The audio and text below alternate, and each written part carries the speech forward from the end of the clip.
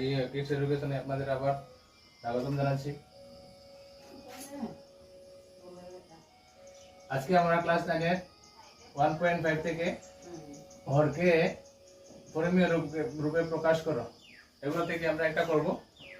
প্রশ্ন হলো 5 + √3 / 3 + √6 এটাকে আমরা কিভাবে করব দেখি নেই। প্রথমে আমরা সেই ঠিক নাম এগুলোকে লিখবো এখানে 3 + √6। এখন হরকে যখন আমরা অপরিমেয় রূপে প্রকাশ করতাম তাহলে 3 + √6 এর উল্টো 3 - √6টা লিখবো, এটা দিয়ে পূরণ করব।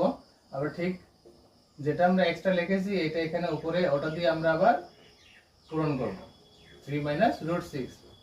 তো 3 + √6 and 3 - √6 হলো a + b * a - b এর ফর্মুলা। তো 3² - √6² ঠিক আছে। উপরে হবে 5 * 3 -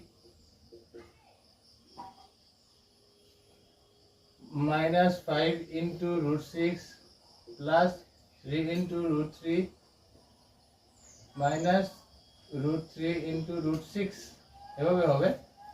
তারপর হবে 3² হলো 9 আর √6 হলো √6 এর স্কয়ার হলো 6। 5 × 3 = 15 minus 5 √6 plus 3 √3 minus √18। √18 কে আমরা এভাবে লিখতে পারি √3 * 3 √3 * 3 * 2। তো একটাকে বাইর করব, এক জোড়া থেকে একটা বাইর হলে ভিতরে থাকবে √2। ঠিক আছে।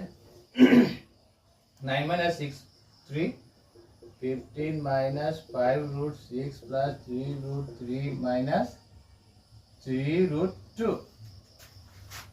এটাই হলো উত্তর। অসুবিধা হলে আবার জিজ্ঞেস